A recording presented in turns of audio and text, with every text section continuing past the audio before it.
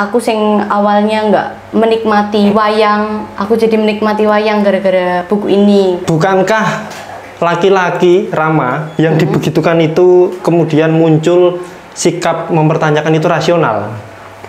Rasional. Lah kok mbok pisui? Tapi mungkin nggak kayak laki-laki itu menaruh curiga nih sok bertahun-tahun dulu.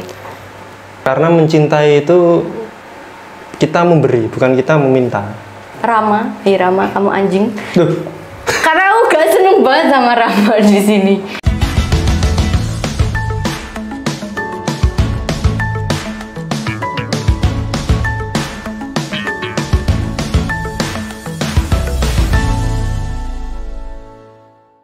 Selamat pagi teman-teman semuanya, selamat datang di Buka Buku, sebuah ruang yang memberikan kesempatan kepada para pembaca di luar sana untuk bercerita, untuk menceritakan isi buku, menceritakan pengalamannya membaca, membuka lembaran-lembaran buku, dan mendapatkan sesuatu yang berharga. Nah, nanti kita ceritakan di sini, begitu ya Mbak ya? Begitu. Kita kembali ditemani oleh Mbak Jahabid Marha Sofia Al-Munawaroh yang pernah kolaborasi dengan kita waktu itu di konten mungkin 2 atau 1 ya, sebelumnya itu tentang anak ya Mbak ya? Tentang anak. Nah, di konten itu kalau teman-teman melihat Mbak Bibit bahas anak menjadi dalam tanda kutip kekanak-kanakan. Nah, di kesempatan ini kita bukunya apa Mbak? Bukunya Anak Bajang Menggiring Angin. Anak Bajang Menggiring Angin yang sangat dewasa. dewasa dinotasi ya, bukan dewasa yang pakai tanda kutip ya. Jadi di konten yang lalu Mbak Bibit menjadi kekanak-kanakan, nah kita nanti melihat Mbak Bibit menceritakan kisah-kisah dewasa. Kisah dewasa, bener sih, kisah dewasa. Oke, itu bukunya sendiri atau yang memberikan oleh orang yang spesial atau bagaimana? Oh enggak, ini buku teman. Enggak ada yang spesial dari buku ini, cuma perkenalan dengan buku ini yang menarik sebenarnya, menurutku sih. Jadi awalnya buku ini tuh sebenarnya karena ada mata kuliah sastra wayang, terus sastra wayang. Sastra wayang, terus habis itu kata kakak tingkat, kan aku pernah ada masalah. Kakak tingkatnya laki-laki. Laki-laki. Gondrong nggak? Gondrong. Bagus. Gondrong. Terus aku pernah ada masalah nih sama si dosen. Yo nilaiku elek lah. Terus katanya nek pengen caper nilainya api, baca bukunya Sindunata, Anak Bajang Menggiring Angin. Wow, kan pengen ya caper terus nilaiku aku perbaiki. Itu sebenarnya kakak tingkat Anda sedang caper juga itu. Betul, caper kuadrat ya. Terus akhirnya aku membacalah si Anak Bajang ini. Nah, terus tidak menyangka aku menyelesaikan buku ini. Tebalnya sekitar 400, nggak sekitar sih, hampir 500 halaman. Ini aku selesaikan. Ketika semester berapa dulu waktu tugas sastra wayang itu? Sastra wayang tuh semester berapa ya? Semester 5. Sekitar 5 atau 4 atau 6 lah ya. Iya, sekitar itu 5-6 lah. Nah, itu aku menyelesaikan si Anak Bajang ini dan berhasil aku mendapat terima kasih Anak Bajang. Terus apa, tugas atau? Enggak tugas sebenarnya, ini tuh cuma kayak waktu ujian lisan ditanyain kan tentang apa, babakan wayang kayak gitu lah. Aku kan iso jawab itu. Nah, terus akhirnya aku ceritalah buku si Anak Bajang ini. Oh, Mbak Bibit udah baca Anak Bajang? Udah Pak. Wah iya, saya juga suka. Part mana yang disuka? Ngobrol-ngobrol. Dosennya laki-laki juga? Dosennya laki-laki. Gondrong nggak? Enggak gondrong. Mungkin dulu waktu kuliah gondrong dia ya. Tapi pas jadi dosen harus mengikuti aturan ya, jadinya rambutnya pendek. Oh, ada aturan itu ya? Mungkin ya. Koyo sih ya, aku juga ngerti. Oke, kalau tentang penulisnya sendiri Mbak, Romo Sindu itu ada apa, memori khusus atau insight yang menarik atau bagaimana? Romo Sindu, kenapa dulu kamu menolakku magang? Itu sih. Oh ya? Oh, jadi dulu aku pernah waktu 2019 mau ada magang kan. Nah, terus aku habis baca ini, kayak aku kudu magang nih basis ki. Aku yakin aku akan keterima. Terus aku ngontak lah dari majalah basis waktu itu. Terus tidak mendapat jawaban. Aku daftar di beberapa tempat sih, di Jogja juga, tapi tertolak. Terus ternyata basis juga mengabariku kalau wah maaf ya Mbak, tahun ini belum menerima magang, jadinya ya aku tidak jadi magang di sana. Itu Mbak ya, bukan Romo Sindu ya? Gak ngerti sih Mas, aku gak ngerti cetan ngaruh apa. Tapi aku tertolak gitu ya, jadi aku tidak jadi magang di basis. Dan kenapa aku waktu itu pengen magang di basis juga, pernah aku ikut waktu itu latihan menulis esai.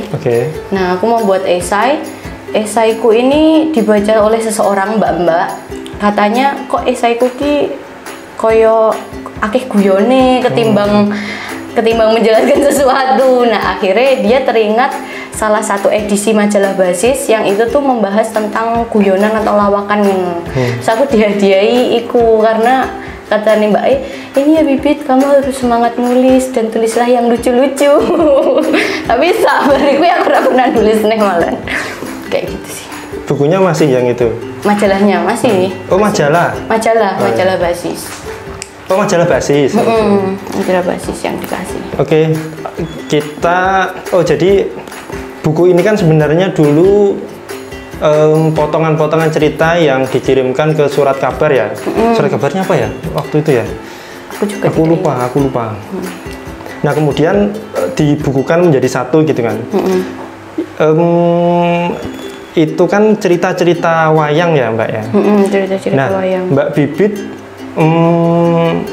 ini tentang cerita wayang itu sukanya itu tiba-tiba atau memang sejak kecil akrab dengan wayang atau bagaimana? Nek ngomongin itu sebenarnya orang tuaku itu ketika ada wayang ki selalu nonton wayang. Orang tua diajaki, ayo nonton wayang. Terus bagi mereka itu hiburan menarik kan. Tapi bagiku saat itu kayak kok kuno ya wayang ya. Aku kan gak mudeng karena bahasa Jawa niki alus tenan loh. Jadi aku kayak gak iso memahami saat itu ya. Terus mbahku itu tiap malam di Ponorogo dengerin radio sampai hari ini. Tiap mulai jam 12 sampai jam 3 ki dengerin wayangan kayak gitu. Buat teman tidur deh. Itu nggak masuk ya di jenengan ya? Belum masuk. Ceritanya, pertunjukannya belum ya? Nggak masuk. Kalau sinetron Mahabharata di Antv itu? Masuk itu. Karena bapakku sering nonton itu terus lama-lama awalnya bingung ya, apa ya Kiki, terus dia secara tidak langsung kayak menjelaskan gitu. Cuma aku menikmati tok sih, nggak yang mudeng gitu, cuma menikmati aktornya lucu loh, actingnya menariknya di situ sih. Berarti persentuhan dengan cerita wayang dan ketertarikan itu ya ketika kuliah itu tadi ya? Kuliah itu mulai ada sastra wayang, terus kayak diwajibkan untuk nonton wayang saat itu. Nonton wayang? Dianalisis ya, nonton wayang, dianalisis. Ada kayak babak-babak gitu kan. Kayak waktu si Sinden nyanyi, nah itu nyampein apa gitu loh. Kan aku gak mudeng ya, maaf ya Pak Pres, aku nyontek. Jadi aku gak mudeng soalnya bingung. Kon dalangin kok pas ini dicatat bagian ini ngomong apa lah, itu aku gak ngerti sama sekali, bingung loh. Dan kebanyakan mahasiswa kayak Anda itu ya? Betul berarti. Oke, ya berarti langsung ke buku ya Mbak ya. Kita masuk ke buku. Kita berangkat dari pertanyaan ini. Setelah jenengan membaca itu, yang motivasi awalnya ingin caper ke dosen, kisah-kisah atau cerita-cerita di sana itu ada yang membekas nggak? Atau bagaimana cerita itu masuk ke sanubari? Oke, apa ya jenis ya? langsung tuh. Nih aku sendiri setelah membaca ini ya, jadi kan di sini kan ada beberapa bab ya, beberapa dibagi menjadi 8 chapter. Oke. Nah, dimulai kisahnya kan dari si Prabu Danareja, Danarja bacae. Terus bapake akhirnya Begawan Wisrawa. Itu naksir si Sukesi, asik. Nah, terus kan mulai dari situ mulai dikenalkan nih tokoh-tokoh sing aku pernah mendengar nama-nama tokohnya tapi aku nggak mudeng mereka ini siapa gitu. Terus dijelaskan di buku ini. Awalnya kayak wah, menarik ki bukunya. Terus makin menarik lagi ketika akhirnya si Sinta digondol Rahwana itu. Nah, itu mulai perjalanan yang aku suka karena di situ ada bumbu-bumbu drama. Oke. Drama. Ini paling nek didadekne film iki kayak Mahabharata ngono ceritane, Pak. Itu mulai menariknya itu ketika si Rama, Rama kamu anjing. Duh. Karena aku gak seneng banget sama Rama di sini. Ya. Anjingnya sebelah mana? Anjingnya dia nggak gondrong pasti. Kayaknya sih gondrong tapi digelung ya. Cuma Rama ini menyebalkan tuh ketika dia mulai mempertanyakan kesuciannya si Sinta. Ketika berpisah selama sekian belas tahun itu ya? Ketika berpisah itu terus dia dibawa si Rahwana, dia mulai mempertanyakan loh, kok aku berjuang sia-sia gak ya? Asik. Kayak aku wis jauh-jauh dari menuju kerajaannya si Rahwana, jebule Sinta ki wis gak suci neh seperti dulu sebelum aku mengenalnya. Sampai dia tuh berantem kecil awalnya sama si adiknya si Laksmana. Kayak kok kamu mempertanyakan kesuciannya Sinta? Terus dia kayak mau ragu, Yuraya gembel Arjuna. Terus Rama Arjuna, sorry. Terus meskipun Arjuna juga ada sudut pandang gembelnya itu tadi, cuma iya sih. Konteksnya Rama dulu ya. Oh iya, Rama dulu, sorry Rama. Wanya lah aku soalnya nek eling dek iki. Terus sampai udah dibantuin Hanoman kan untuk menuju mengalahkan si Rahwana itu, dibantulah sama pasukan-pasukan kera. Terus perjalanan mereka melawan si Rahwana sing akhirnya kalah. Nah, datanglah hari yang dinantikan itu, pertemuan itu asik. Pertemuan balik neng kerajaane Rahwana ini kayak si Rama tadi tuh jalan gitu, para wanita ini kayak mengeluh-elukan si Rama ngono. Kayak mereka ketika sudah menang lah ya. Sudah menang kembali ke negaranya Ayodhya itu. Dielu-elukan kayak wes pulang perang, terus kayak pahlawan Rama keren banget, asik. Nah, terus jalani sampai wanita-wanita ini ya. Bahkan seorang ibu-ibu yang menyusui anaknya kayak membayangkan nek ya wis kuwi iki anakku dengan Rama gitu loh, saking koyo saking ramai koyo dewa piye ya. Pokoknya dia ini luar biasa mungkin ya pesonanya saat itu. Jadi ini koyo citranya begitu. Citranya luar biasa di buku ini. Padahal di mata perempuan itu. Tapi padahal menurutku koyo Rama itu kayak enggak plei loh, koyo di balik itu semua ketika dia akhirnya dinobatkan jadi raja, si Sinta wes kembali ke tangannya lah ya. Si Sinta kan yo dandan lah ceritanya, gini dia dandan biasa gitu. Terus si Rama ki mengagumi kecantikan itu, kok dalam hatinya wah Sinta ini wes melalui waktu yang sulit, dia wes melewati keprihatinan dicengkram oleh si Rahwana dan lain-lain, tapi kok perasaan-perasaan kagumnya si Rama tadi kuwi kayak langsung hilang, diganti dengan keraguan-keraguan Rama yang tadi tuh muncul nih. Kowe kok ayu-ayu dandan ge sopo? Kamu kenapa berdandan cantik-cantik kayak gini? Wah, merinding aku. Rama Sindu kok begitu ya kepada Rama ya? Oh, iya tuh iki. Nah, kayak Rama ki mempertanyakan terus gitu loh, mempertanyakan dia iki cemburu atau piye ya, nek saiki mungkin insecure kali ya, karena kayak merasa overthinking mental illness deh. Wah, kayak koncoku.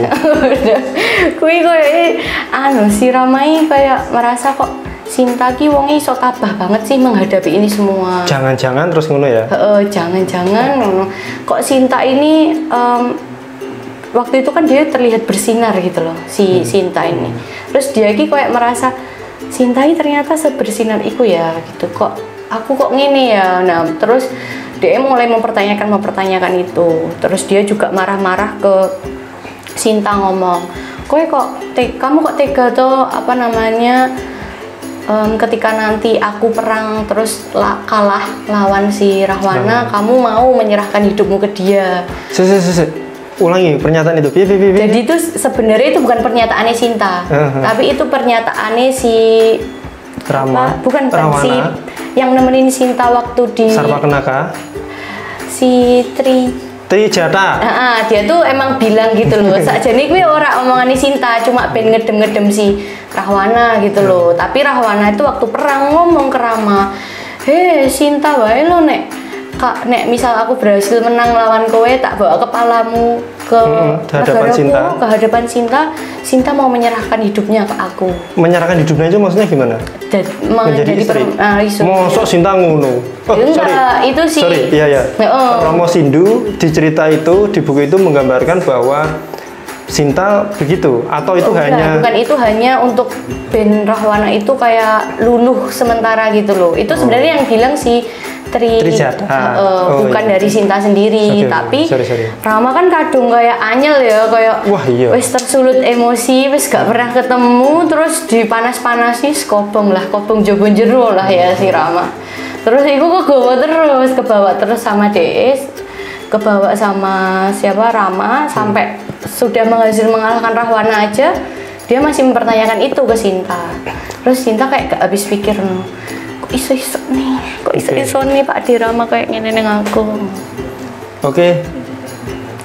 Saya sebenarnya ingin kembali ke awal, tapi sepertinya lebih enak saya masuk ke situ. Masuk ya saya? Boleh. Bukankah laki-laki Rama yang dibegitukan itu kemudian muncul sikap mempertanyakan itu rasional? Rasional? Lah kok mbok pisui? Karena Rama gitu terus dia jaluknya kayak piye, dia itu kayak, tapi menurutku ya itu rasional, tapi sama dia tuh dipupuk terus akhirnya jadi kecurigaan yang tidak berdasar menurutku. Karena kan awalnya si Rama itu kan ngasih cincin apa itu. Nah nek Sinta pakai dan itu bercahaya, berarti emang Sinta masih suci dan emang itu bercahaya. Tapi Rama ini sih ngeyel, kok ngeyel loh. Maksudku lama-lama dia tidak berdasar gitu loh cemburu nih. Yo nek meh cemburu yo rasional, emang kuwi pertanyaan yang mungkin muncul gitu loh. Sepertinya terbalik ya, biasanya yang cemburu tanpa dasar itu perempuan ya. Biasanya atas dasar apa? Waduh, dibalik aku. Ya. Oke. Pertanyaan selanjutnya begini. Di konten dengan Bu Wahidah ketika membahas bukunya Cinta Mati Dasa Muka, karyanya Pak Pitoyo Amri, nanti bisa teman-teman cari sendiri ya. Itu aku lupa yang bertanya saya atau Bu Wahidah ya. Seharusnya Sinta juga punya pretensi atau pertanyaan yang serupa. Lah kita berbicara 12 tahun, emang aku percaya kamu. Jangan-jangan kamu begituan sama pasukan Kera misalnya, atau begituan sama danyang-danyang mana misalnya. Harusnya kan itu pertanyaan itu juga ada di benaknya Sinta ya. Yang umum kita ketahui kan Rama yang curiga, Sinta nggak curiga, atau nggak pernah ada cerita Sinta curiga kepada Rama. Menurut Mbak Bibit, itu sikap dasar wanita atau gimana? Kok ini jadi di blok-blok dengan perempuan dan laki-laki gitu ya? Tapi nek menurutku ya, kenapa akhirnya Sinta kayak percaya banget gini Pak Rama? Itu menurutku ya karena rasa suka dia, rasa cinta dia lebih besar daripada rasa curiganya gitu loh. Menurutku daripada mempermasalahkan sesuatu sing itu akan menguras energiku, ya wes mending tak gunakan untuk aku mencintaimu wae ngono lho Rama. Kenapa dadak sing dibahas kecurigaanmu dan itu akan malah membuat jurang di antara kita. Ya wi Oke. pikiranku wae sih. Oke, sudut pandang yang dibawa Romo Sindu ini kita bisa sepakat bahwa Rama terlalu overthinking ya. Karena Soalnya sudah tidak rasional lagi. Beberapa kali kan Sinta membuktikan itu dengan cincin, dengan pati geni. Di situ ada pati geni nggak? Pati geni di akhir itu emang jadi penutup dari cerita ini. Jadi di akhir ini ya wes lah, timbang kan semua ini bela Sinta nih. Orang-orang waktu itu kan lagi Sinta tuh lagi mau jalan gitu loh sama Rama. Jadi kan disaksikan oleh banyak orang waktu si Rama ini nuduh Sinta. Oke. Nah terus orang-orang ya kayak Anoman, terus Laksmana itu kan kayak nyeneni Mase kok gak percaya terus sih karo iki karo Sinta iyalah ngene-ngene. Terus mungkin Sinta budrek kali ya, terus wis lah timbangane padu siapno apinya, siapkan apinya. Terus dia ganti baju putih-putih, aku tak masuk ke dalam api untuk membuktikan kesetiaanku dan kesucianku ini loh ke kamu. Padahal di saat itu tuh sebenarnya Rama wis mulai kayak goyah, kayak si Hanuman ngomong sak tenane kamu kayak gitu ke Sinta, jangan-jangan keraguanmu ini sebenarnya adalah sesuatu yang nggak kamu miliki gitu loh. Terus dia mulai goyah, oh iya ya kasihan ya nanti Sinta pujaan hatiku, nanti dia nyebur ke api terus kulitnya kebakar dan lain-lain. Tapi di saat Rama ragu-ragu itu Sinta memutuskan, setelah aku tak membuktikan itu ke kamu biar kamu percaya. Dan pada akhirnya di sini gantung sih Mas, jadi kayak si Sinta, Romo Sindu menceritakan Sinta ini sudah terlalap api. Tidak diceritakan lanjutannya ya? Tidak diceritakan lanjutan. Oke, saya punya pertanyaan ultimate lagi. Oke, boleh. Menurut Mbak Bibit ya, lagi-lagi menurut Mbak Bibit, subjektif nggak apa-apa. Saya kan nggak bisa meminta Anda sebagai representasi perempuan seluruh Indonesia gitu. Oh iya, siap. Jadi subjektif aja. Sinta yang memilih Pati Obong itu sikap berlebihan nggak? Kan kadang katakanlah misalnya kita berimajinasi Rahwana masih hidup gitu, daripada milih Pati Geni mending aku milih Rahwana yang setia menungguku, dia ngerti aku wis duwe bojo wae jek mengejar-ngejarku gitu. Nah itu pertanyaannya, berlebihan nggak Sinta Pati Obong? Mending karo Rahwana wae. Yo ora sih, nek Rahwana yo aku ora mending milih Rahwana sih. Meskipun gondrong. Meskipun gondrong, brewok, gede dhuwur, gak tak pilih juga sih. Karena yo aku nggak seneng Rahwana gitu loh. Terus masuk akal. Karena ya emang sing taksir kan Rama. Pun kalau deh ya aku pernah mengalami masa-masa kebutaan anjay. Aduh. Selama 2 tahun. Maksudku ya ketika aku dewe ya Mas, wis suka sama satu orang itu ya wis satu orang itu, dan akan kubuktikan nek ya aku emang senengi DE dan ketika siapa Rama meminta Pati Obong itu sebenarnya sing gak rasional ki, sing berlebihan ki Ramane apa Sintane.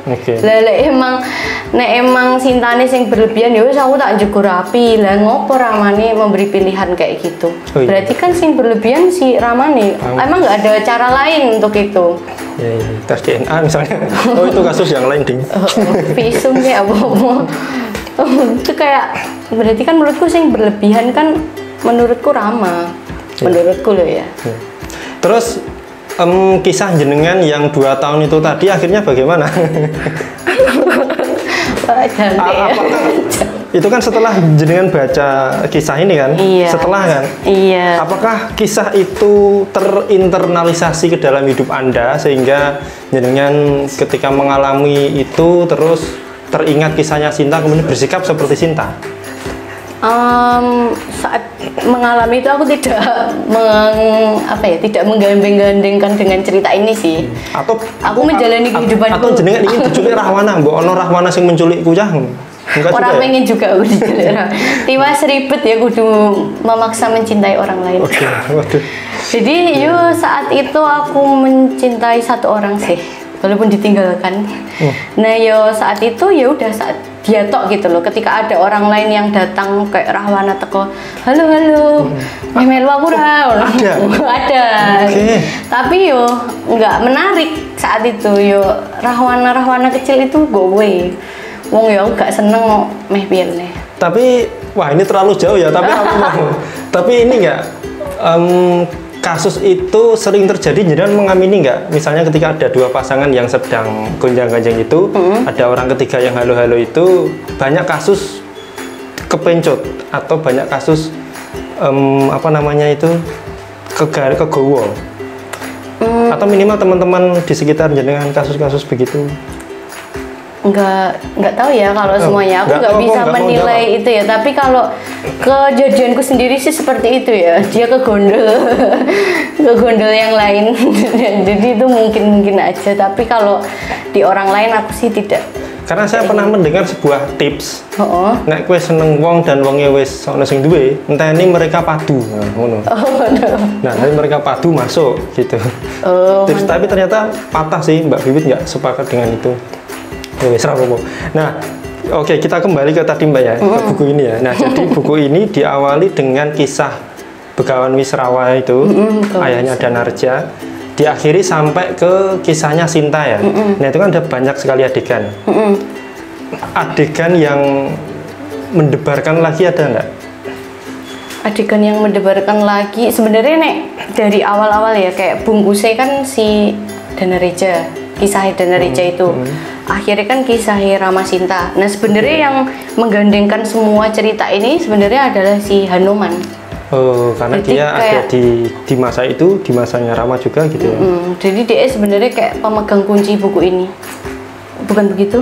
Romo Sindu. Iya, dan sebenarnya si anak bajang yang dimaksud ini kan, ini pernah aku bahas dengan dosenku ya. Dia mengatakan kayak, ya sebenarnya si anak bajang itu lah si Hanuman itu Mbak. Ya, interpretasinya begitu. Kalau tidak salah itu, jadi gini, cerita wayang itu kan boleh menurut saya, boleh ditafsirkan atau interpretasi gitu kan. Yang tidak boleh kan membuat cerita yang keluar pakem. Misalnya kayak Sinta yang memilih Pati Obong itu, motivasinya kan bisa kita interpretasikan.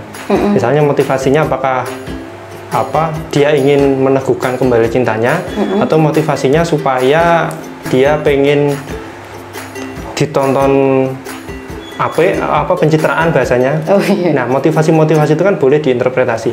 Nah, salah satu interpretasi adalah kalau cerita yang mainstream itu kan interpretasi mainstream kan Rama, Sinta, pihak ketiga Rahwana. Yang jahat Rahwana gitu. Oke, interpretasi mainstream gitu ya. Interpretasi yang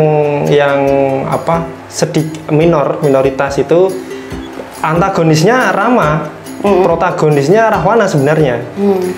Seperti di bukunya Pak Pitoy Amri misalkan, itu kan sudut pandang yang mengisahkan bahwa Rahwana itu sangat protagonis begitu. Cinta matinya, petualangan mengejarnya gitu-gitu. Kalau tidak salah, interpretasinya Romo Sindu ini seharusnya Sinta itu idealnya dengan Anoman, bukan dengan Rama. Menarik ya? Karena Anoman kan, jadi kan mungkin dari situ membaca mungkin tahu detail adegannya.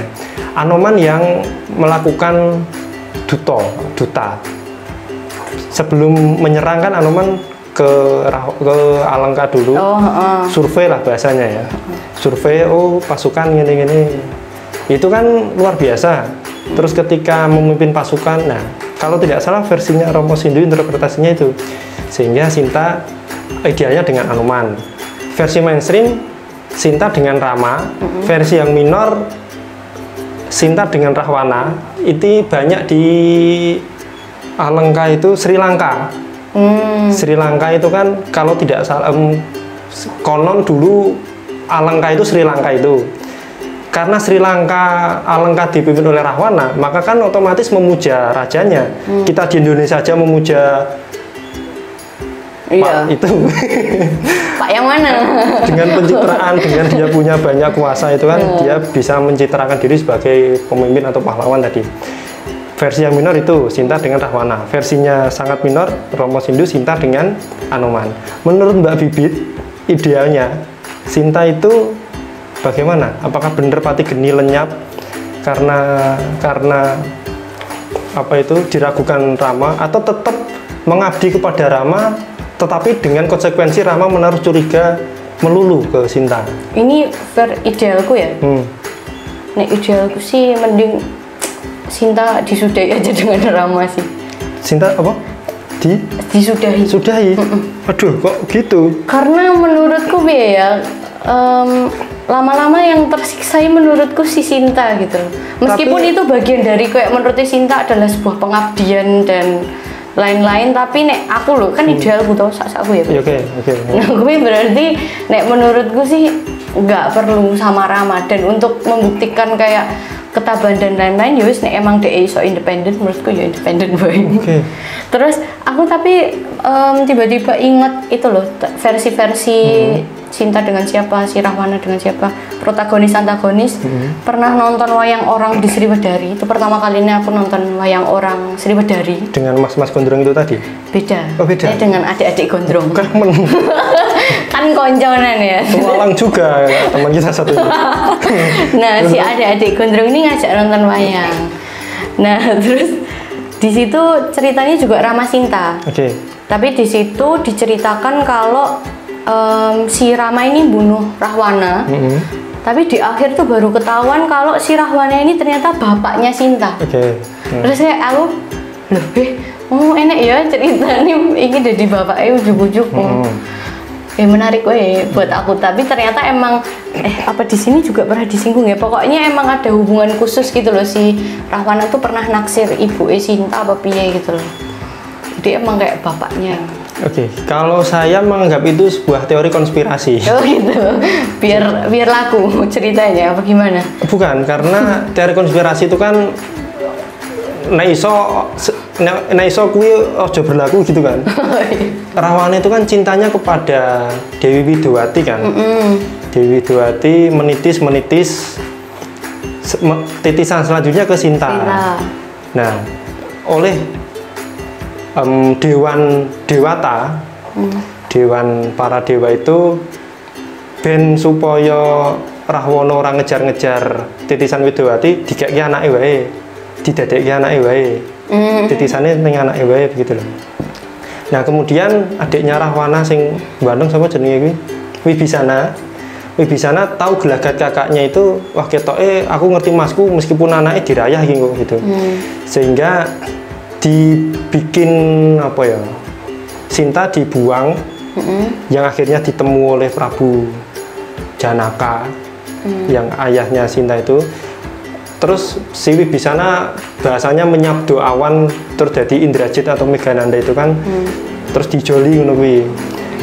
Ada cerita begitu, makanya tak anggap konspirasi, karena kalau setelah saya tahu cerita itu jadi nggak dahsyat kisah Rama Sinta Rahwana itu, karena kan rodok piye masuk seneng anake dhewe, rodok mengganggu gitu loh. Tapi kan itu mungkin toh. Makanya konspirasi. Konspirasinya begitu, ben ya menariknya itu sih ada banyak sudut pandang kisah gitu.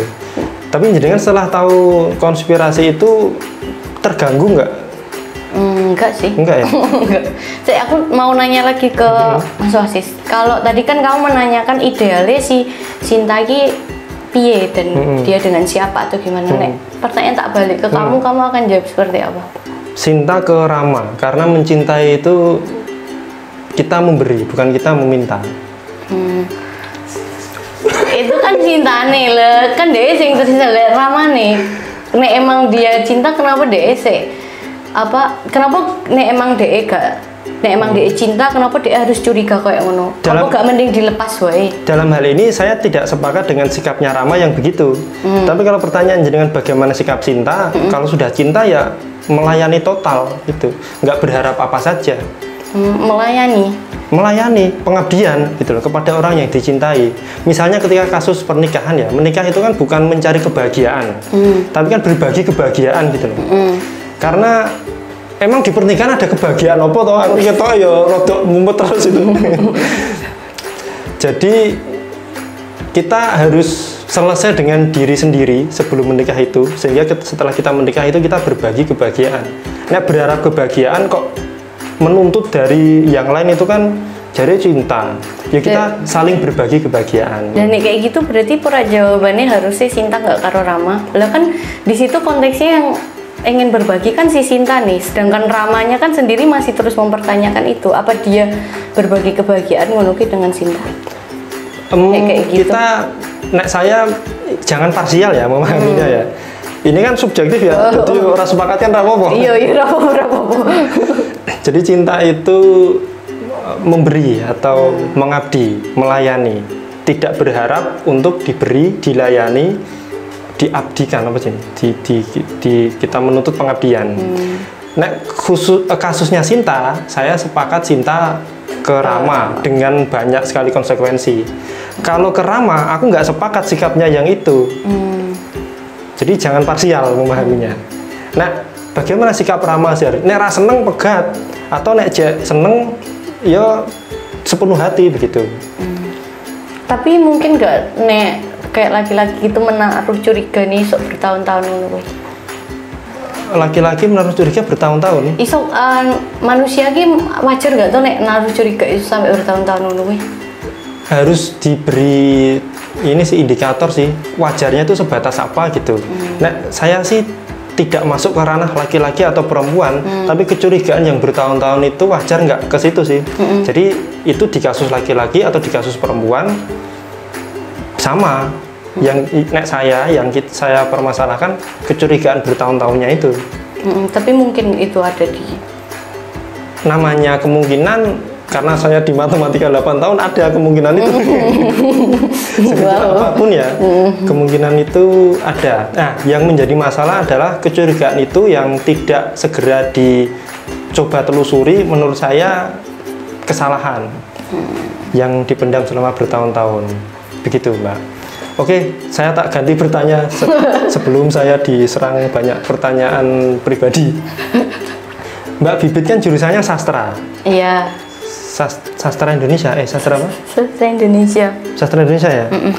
Nah, buku ini dalam sudut pandang Mbak Bibit sebagai yang pernah belajar sastra itu bagaimana? Bagaimananya gimana? Nah, saya kesulitan mengungkapkan pertanyaan ya. Tolong saya dibantu, saya pengen mengelaborasi buku ini dari sudut pandang sastranya.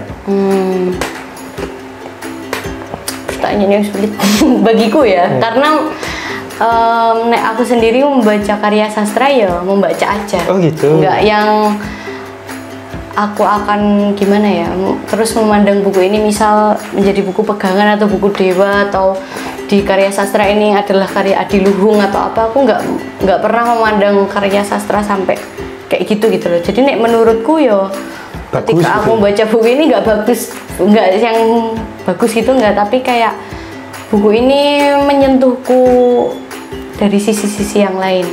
Kayak aku sing awalnya nggak menikmati wayang, aku jadi menikmati wayang gara-gara buku ini, kayak gitu tok sih. Ini sudut apa ya, ini bagaimana gambaranku ketika aku setelah membaca buku ini tok sih. Oke, permasalahan yang sering muncul dengan orang-orang yang mengenal wayang itu adalah kesulitan menghafal nama tokoh, mengingat nama tokoh. Di buku ini bagaimana permasalahan itu? Aku sendiri setelah baca buku itu beberapa bulan setelah itu aku hafal nama-nama tokohnya, karena emang disebutkan berkali-kali dan bahasanya dia kan prosesi puitik ya di sini. Terus jadi cukup ada nama yang terus diulang-ulang. Nah, ketika diulang itu kayak semakin mengingatkan aku, oh ini Sugriwa, oh ini Subali, oh ini Sarpakelana, oh Sarpakenaka. Ini Sarpakenaka, kebalik ya guys. Terus oh ini Rama, ini Sinta, ini Anoman. Apa ya, waktu aku membaca itu ya untuk nama-namanya sendiri lumayan lumayan bisa dipahami gitu loh. Oke, misalnya saya nonton film Korea gitu kan, itu kan namanya mirip-mirip, wajahnya mirip-mirip gitu. Jadi apa nama Korea misalnya sama Mbak? Kamu juga nggak tahu ya? Bagus. Aku nonton Korea tapi ngapalin namanya gak apa. Contoh jeneng Korea ini siapa misalnya? Lee Min Ho. Satu lagi. Park Ji Sung. Wah, aku beda sing misalnya. Waduh, siapa ya? Itu loh, kan namanya susah diingat sehingga ketika adegan berpindah ke adegan selanjutnya itu bingung, wah sing disebut jenengnya iki sing ndi mau ya gitu. Buku ini begitu nggak? Menurutku sih enggak ya. Enggak ya? Oke, berarti menurutku cukup gampang ku terima dan ku hafalkan nama-namanya. Oke, menarik teman-teman, karena Mbak Bibit yang awalnya tidak suka wayang, ya kan? Dengan buku ini dan buku ini bagus dan enak dan indah dan menyentuh kan tadi kan, dan menjadikan Mbak Bibit menjadi suka terhadap wayang. Sukanya itu kenapa? Enggak, lanjut. Sukanya itu sampai ke tahap mana, Mbak? Apakah menelusuri kemudian ingin paham pertunjukan wayang, atau suka sebatas suka, atau sampai gawe kaosnya misalnya atau bagaimana? Aku sendiri sukanya nggak suka gimana-gimana ya. Jadi setelah baca ini, ketika ada tontonan wayang atau aku memiliki sedikit ketertarikan dari yang sebelumnya menolak untuk menonton karena gak paham. Walaupun sekarang masih gak paham, tapi aku punya ketertarikan untuk nonton. Dan ketika ikut mbahku mendengarkan gitu loh, karena dia masih dengerin radio wayang-wayang ya tiap dini hari, ya aku dikit-dikit kalau masih bangun aku ikut dengerin walaupun aku nggak mudeng. Ya sebatas itu suka. Pengantar tidur ya? Nggak terus aku menolak seperti dulu. Ini juga ada ilustrasi-ilustrasinya ya? Iya, ada ilustrasinya. Keren sih. Satu lagi Mbak, saya pengen ini memperdalam pertanyaan yang tadi ya. Maksudnya jenengan kan belajar sastra kan cukup lama. Berapa tahun? 4,5. 4,5? Tenanan itu? Iya, saya aja 8 loh. Bayari larang soalnya.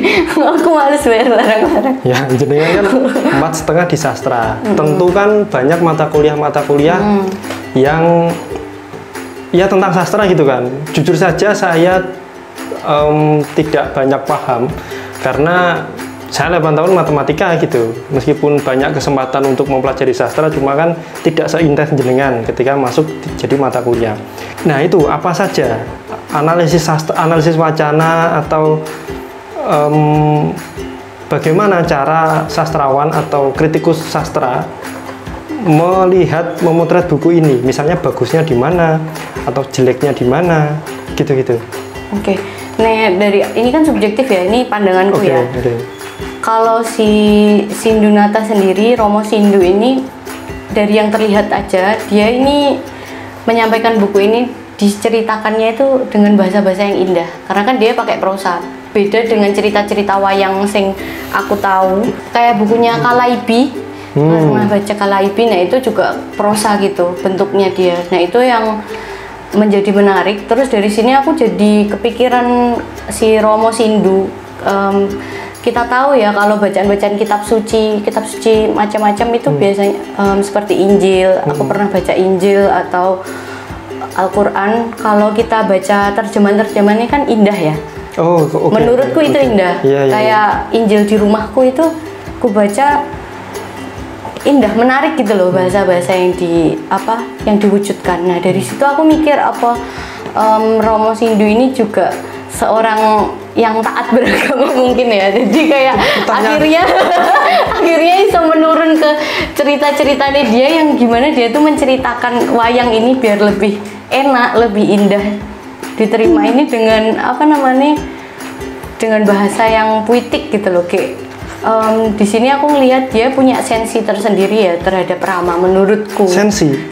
Oke. Menurutku loh ya. Karena dari ceritanya dia tuh dia menggambar, ya mungkin emang secara umum Rama muncul ya keraguan-keraguan di cerita-cerita yang lain. Tapi menurutku di sini si Rama ini diceritakan sangat menurutku cukup jahat. Enggak ya, cukup jahat sebagai laki-laki yang selalu mempertanyakan kesucian, buset. Padahal kesucian ini sesuatu yang nggak terlihat gitu loh, kok dia tetap memaksakan itu. Nah menurutku entah itu sebenarnya itu pertanyaan si Romo Sindu sendiri. Dia mempertanyakan tentang kesucian yang tidak terlihat itu. Apakah sebenarnya dia emang mencari-cari kesucian yang sebenarnya itu kayak apa? isu kesucian itu juga hari ini banyak muncul ya Mbak ya. Ya nggak sih, misalnya ketika dua orang insan ingin menikah, kemudian si perempuan dicecar dengan pertanyaan, bukan dicecar ya, mungkin ya dikasih pertanyaan tentang kesucian itu juga harus baca buku ini ya mereka ya. Supaya nggak mempertanyakan kesucian. Itu masa lalu, kan Arab nikah ngadepi masa depan loh, masa lalu diurus-urus gitu. Padahal emang sing cowok ya wis pasti suci. Kok dia mempertanyakan kok aku jadi inget temenku pacaran, tapi pacarnya ini si cowok ini tanya-tanya gitu loh ke dia. Kamu pernah ngapain sama yang kamu masih suci nggak dan lain-lain. Nah dari situ sebenarnya aku awalnya ngejudge si cowok karena gue kok nakok nih sesuatu yang itu nggak terlihat dan iya sih nggak terlihat dan privat gitu. Tapi setelah aku kesini kemarin aku mau bacaan tentang apa pentingnya kita juga tahu ya keadaan pasangan kita. Nah itu tuh lebih sebenarnya bisa juga jadi antisipasi gitu loh. Antisipasi apa? Si cewek ini kan kalian pernah dengar IMS dan lain-lain atau apa itu IMS? Infeksi menular seksual. Nah kan kadang kita tuh juga antisipasi hal-hal seperti itu gitu loh. Tapi emang akan jadi berlebihan kalau si cowoknya ini tuh sampai menurutku ya akan ngejudge macem-macem. Tapi kalau cuma sekedar nanyain itu tapi untuk kepentingan bersama misalnya ya itu tadi kalau emang ada sesuatu ya ayo dicek nih bareng-bareng, ada hepatitis juga kayak gitu kan, kita juga harus lebih aware dengan kesehatan kayak gitu. Jadi menurutku harus lebih bijak lah ya. Iya lebih bijak. Bertanya boleh asal motivasinya mulia gitu ya. Oke, terima kasih Mbak Bibit telah berbagi pengalaman membacanya yang sangat luar biasa ya. Ternyata menyenggol banyak orang, banyak kisah teman-temannya atau kisah ya orang-orang terdekat kita begitu. Itu saja teman-teman, dan buku ini sangat layak untuk dibaca ya. Ini dulu harganya berapa Mbak? Jadi kan pinjem ya. Tapi aku tahu harganya. Kalau lagi pas ada diskon bisa sampai 90 ribuan, tapi kalau harga aslinya ya masih 100-an. Tapi 100 dengan cerita dan gaya bahasa dan cara Romo Sindu menguak adegan-adegan kan layak ya. Layak. Timbang 100 ribu dinggo. Ora iso timbang-timbang sih, kan kesenangan tiap orang beda-beda ya, wis ngono ya. Oke, mungkin ada satu hal lagi Mbak terakhir, apa menariknya selain yang tadi kita ada nggak yang belum diungkap? Apa ya menariknya? Bosan nggak baca 500 halaman ini? Enggak bosan sih, karena menurutku bahasanya indah teman-teman, jadi sangat layak dibaca. Oke, kalau begitu terima kasih. Mungkin ditunggu Mbak Bibit untuk pengalaman membaca buku yang lain ya. Sampai ketemu di konten buka buku selanjutnya.